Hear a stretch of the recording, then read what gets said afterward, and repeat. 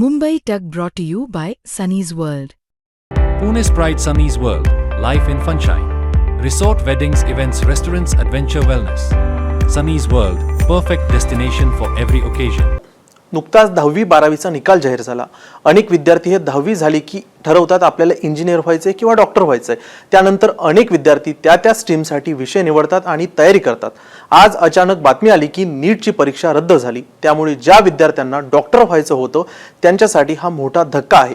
मोदी सरकारनं 3 मे 2026 रोजी घेण्यात आलेली नीट म्हणजे नॅशनल एलिजिबिलिटी एंट्रन्स टेस्ट ची परीक्षा पेपर फुटीमुळे रद्द केली आहे. आता ही परीक्षा नव्यानं घेण्यात येणार असल्यानं राष्ट्रीय परीक्षा यंत्रणा म्हणजे एनटीएनं स्पष्ट केलं आहे. ही परीक्षा का रद्द झाली, आता नव्यानं सेंटर कुठे असणार, परीक्षा कधी असणार आणि विरोधी पक्षांनी सरकारला कसं टार्गेट केलं, पुढील काही मिनिटात पाहूयात. नमस्कार, मी स्वानंद बिक्कड, मुंबई तक मध्ये तुमचं स्वागत.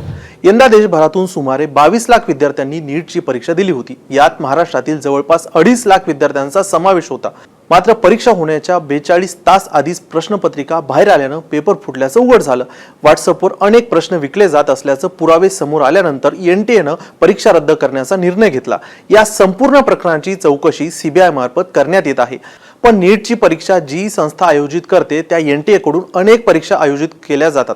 त्यामध्येच वैद्यकीय म्हणजे नीटची परीक्षा असेल किंवा अभियांत्रिकीसाठी असणारी जेईची परीक्षा असेल, त्यानंतर आर्किटेक्टसाठी असलेली एंट्रन्स टेस्ट असेल किंवा केंद्रीय विद्यापीठामध्ये पदवी आणि पदव्युत्तरसाठी प्रवेशासाठी असणारी एंट्रन्सची परीक्षा देखील यामार्फत आयोजित करण्यात येत आहे. त्यानंतर हॉटेल मॅनेजमेंट असेल किंवा पंचवार्षिक एकात्मक कार्यक्रमासाठी IIM बोधगया आणि IIM जम्मू यासाठी देखील एंट्रन्स एनटीए आयोजित करत असतं. पण एनटीए असा दावा करतं की योग्य उमेदवारांनी सर्वोत्तम संस्थांमध्ये प्रवेश घेतल्यास भारताला खऱ्या अर्थानं लोकसंख्याशास्त्रीय लाभांश म्हणजेच डेमोग्राफिक डिव्हिडंड प्राप्त होईल असं एनटीएचं म्हणणं आहे. पण एनटीए मूल्यमापनाची गुणवत्ता, कार्यक्षमता, परिणामकारकता आणि समानता, सुरक्षिततेवर ठाम विश्वास ठेवते. या मूल्यांचं पालन करण्यासाठी एनटीए सातत्याने विद्यार्थी, पालक, शिक्षक आणि तज्ज्ञ आणि भागीदार संस्थांच्या यासारख्या संवाद साधत असते. असे एनटीएचे महत्त्वाचे निकष आहेत किंवा त्यांची माहिती त्यांच्या वेबसाईटवरती आहे. पण आज जर आपण बघितलं, नीट परीक्षेचा पेपर फुटला आहे. आता परीक्षार्थींसाठी महत्त्वाची माहिती काय आहे तर परीक्षेची नवीन तारीख लवकरच कळवण्यात येणार आहे आणि परीक्षा केंद्र तेच असणार आहे जे की 3 मे 2026 रोजी होतं. तसेच विद्यार्थ्यांना नव्यानं रजिस्ट्रेशन करण्याची कोणतीही गरज नाही. नव्या परीक्षेसाठी अतिरिक्त शुल्क देखील आकारलं जाणार नाही असं एनटीएनं सांगितलं आहे. मात्र नव्या परीक्षेसाठी विद्यार्थ्यांना नवं प्रवेशपत्र दिलं जाणार आहे.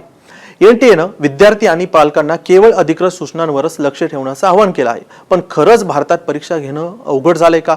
हजारो विद्यार्थी रात्रंदिवस जीवाचं रान करून अभ्यास करतात आणि परीक्षा झाल्यानंतर सरकारला कळतं की पेपर फुटी झाली आहे आणि नंतर परीक्षा रद्द होते. या नीट पेपर फुटीचे धागेदोरे समोर आले असून नीट परीक्षेचा पहिला पेपर फुटला. नाशिक येथून पहिली प्रश्नपत्रिका बाहेर पडल्याची माहिती समोर आली आहे. नाशिकमधील लीक प्रश्नपत्रिका हरियाणात पोहोचली. हरियाणामध्ये पेपरचे 10 सेट करण्यात आले. त्यानंतर हरियाणातून बिहार, आंध्र प्रदेश, जम्मू आणि काश्मीर पर्यंत नीटची प्रश्नपत्रिका सहजपणे पोहोचल्याची धक्कादायक बातमी समोर आली आहे. त्यामुळे आता नाशिक पोलिसांनी आणि राजस्थान पोलिसांनी एक संयुक्त कारवाई करत नाशिकमधील एका 30 वर्षीय तरुणाला अटक देखील केली आहे. त्यामुळे नीट परीक्षेसाठी काम करणाऱ्या संस्था आणि एजन्सीच्या कामकाजावर प्रश्नचिन्ह उपस्थित झालं आहे. दरम्यान नीट पेपर फुटीच्या प्रकरणाचा तपास आता देशातील सर्वोत्तम सक्षम तपास यंत्रणा असलेल्या सीबीआयकडे वर्ग करण्यात आला आहे. आता काँग्रेसचे नेते, लोकसभा विरोधी पक्षनेते राहुल गांधी यांनी नीट परीक्षा पेपर फुटीवरून सरकारवरती जोरदार हल्ला चढवला आहे. ही परीक्षा राहिलेली नाही. नीट परीक्षा आता एक लिलाव बनली आहे. 42 तास आधीच प्रश्न व्हॉट्सअपवर विकले जातात आणि 22 लाख मुलांच्या भविष्याचा खुलेआम बाजार मांडला जातो. गेल्या 10 वर्षात 89 पेपर लीक झाले. 48 वेळा पुन्हा परीक्षा घ्यावी लागली. प्रत्येक वेळी 30 आश्वासन आणि 30 शांतता अशा शब्दात राहुल गांधींनी संताप व्यक्त केला आहे. मोदी सरकार भारताच्या तरुणांच्या स्वप्नांसाठी सर्वात मोठा धोका आहे. मी तरुणांसोबत उभा आहे असं राहुल गांधी यांनी सांगितलं आहे. तसेच तरुणांना आपण एकत्र येऊ आणि व्यवस्था आपण बदलू असं देखील राहुल गांधींनी आवाहन केलं आहे. देशभरात 3 मे रोजी झालेली नीट परीक्षा रद्द झाल्यानंतर विद्यार्थ्यांमध्ये चिंतेचं वातावरण आहे. संभ्रमाचं वातावरण देखील पालकांमध्ये पाहायला मिळत आहे. या परीक्षेसाठी विद्यार्थ्यांनी वर्षभर कठोर मेहनत घेत तयारी केली होती. परीक्षा रद्द झाल्याच्या निर्णयानंतर आता पुढे कधी होणार, पुन्हा परीक्षा कधी होणार याबाबत विद्यार्थ्यांसमोर मोठा प्रश्न निर्माण झाला आहे. नीट परीक्षेच्या तयारीसाठी देशभरातून विविध विद्यार्थी राज्यातून मोठ्या शहरांमध्ये येऊन कोचिंग क्लासेस घेत असतात. 3 मे रोजी परीक्षा झाल्यानंतर अनेकांनी सुटकेचा निश्वास सोडल्याचं देखील पाहायला मिळत आहे. त्यानंतर आपापल्या गावी देखील विद्यार्थी परतले होते. आता काही विद्यार्थ्यांच्या सुट्ट्या आनंद घेण्यासाठी बाहेर गेल्या होते. मात्र परीक्षा रद्द झाल्याच्या बातमीमुळे सर्व विद्यार्थ्यांमध्ये तणाव आणि चिंतेचं वातावरण पसरलं आहे. दरम्यान ऐन 12वीच्या निकालानंतर नीट रद्द झाल्यानं लाखो विद्यार्थी आणि पालक हवालदिल झाले असून नव्या तारखेची प्रतीक्षा करत आहेत. इतक्या दिवस देशामध्ये फ्री अँड फेअर निवडणुका होत नाहीत असा विरोधक आरोप करायचे, पण आता विद्यार्थ्यांच्या परीक्षा मात्र फ्री फेअर आणि सिक्युअर होत नाहीत हेच या नीट परीक्षेच्या पेपरफुटीतून सिद्ध होत आहे. बाकी तुम्हाला यावरती काय वाटतं हे मला कमेंटमध्ये सांगा. बाकी पाहत राहा तुम्ही मुंबई तक.